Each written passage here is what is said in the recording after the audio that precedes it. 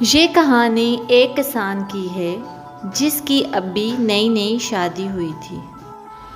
ایک دن وہ کھیت پر کام کرنے جا رہا تھا۔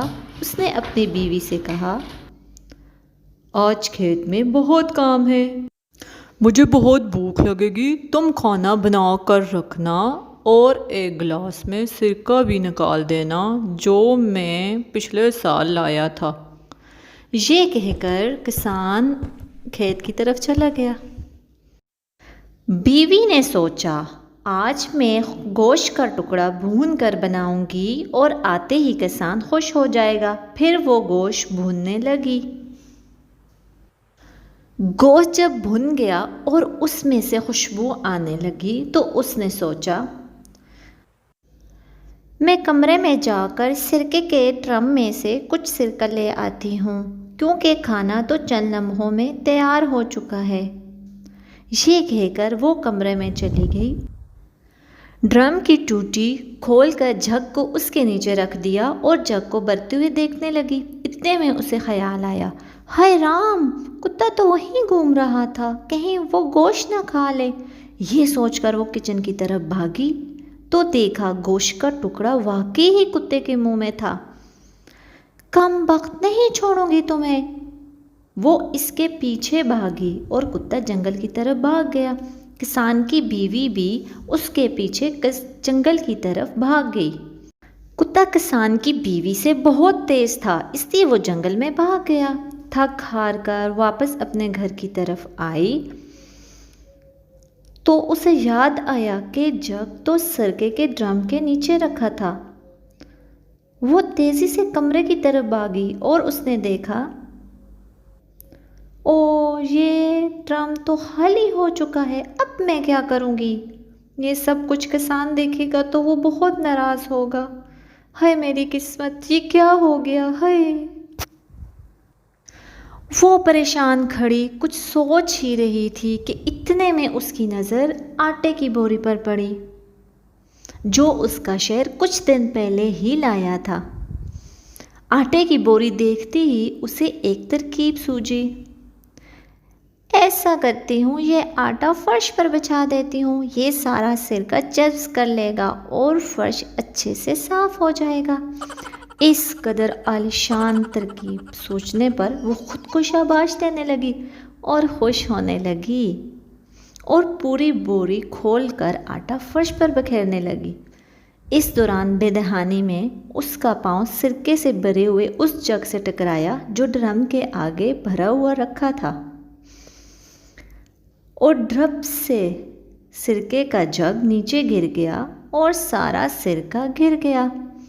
رات کو جب کسان واپس آیا تو بولا، ارے سنتی ہو، کھانا لاؤ، بہت بھوک لگی ہے۔ بیوی معصوم انداز میں بولی،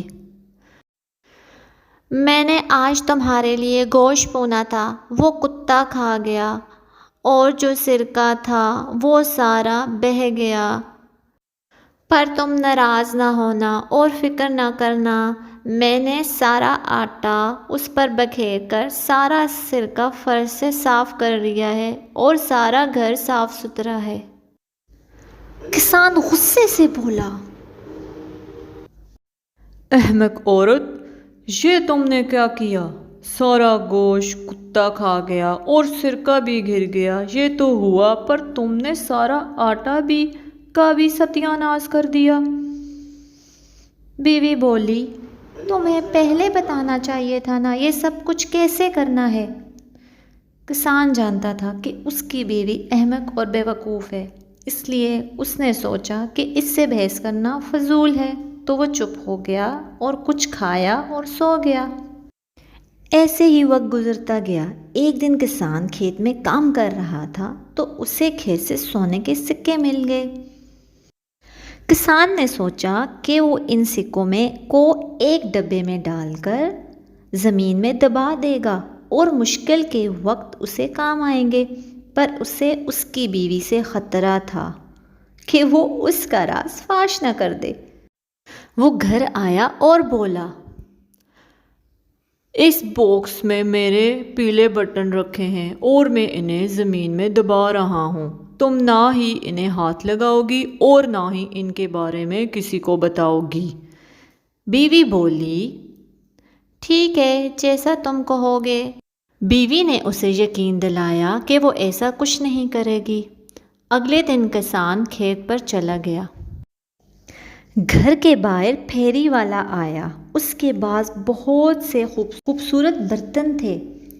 کسان کی بیوی دروازے سے چپٹی دیکھ رہی تھی۔ اسے برتن پسند آ گئے۔ پھیری والا بولا کیا مائی تو نے یہ برتن لینے ہیں؟ اس کی بیوی بولی میرے پاس پیسے نہیں ہیں۔ پھر اس نے کچھ سوچا اور بولی میرے پاس کچھ پیلے رنگ کے بٹن ہیں، کیا تم ان کے بدلے مجھے برتن دو گے؟ پھیری والا بولا ارے کیسے برتن ہیں؟ کیا آپ مجھے دکھا سکتی ہیں؟ تم خود آ کر انہیں دیکھ لو، کیونکہ میرے شوہر نے انہیں ہاتھ لگانے سے منع کیا ہے۔ پھر پھیری والے نے بتائی ہوئی جگہ سے بٹنوں کا ڈبہ نکالا اور حیران رہ گیا۔ یہ تو سونے کے ہیں۔ اس احمق عورت کو پیلے بٹنوں میں اور سونے کے سکوں میں کوئی فرق پتہ نہیں۔ وہ یہ دیکھ کر سارے برتن کسان کی بیوی کو دے کر وہاں سے چلا گیا۔ بیوی بہت خوش ہوئی اور سوچنے لگی ہائے ان پیلے بٹنوں کے بدلے اتنے برتن لے لیے، بے وقوف بنا دیا میں نے اس کو۔ رات کو جب کسان گھر میں آیا تو اس نے دیکھا اور بولا یہ اتنے برتن کہاں سے آئے ہیں؟ تو بیوی بولی یہ ان تمہارے پیلے فالتو بٹنوں کی جگہ میں نے لے لی ہیں۔ کسان حیران ہو گیا اور پریشان ہو کر غصے سے بولا احمق عورت یہ تم نے کیا کیا؟ وہ سونے کے سکے تھے۔ بیوی بولی پہلے بتاتے نا، تو پہلے بتانا چاہیے تھا نا تمہیں۔ کسان نے سوچا کہ وہ ابھی اتنے دور نہیں گیا ہوگا، اس لیے کسان اور اس کی بیوی اس کی تلاش میں نکل گئے۔ میرے چینل کو سبسکرائب کریں، لائک کریں اور کمنٹس میں بتائیں کہ کیا کسان کو اس کے کھوئے ہوئے سکے مل جائیں گے۔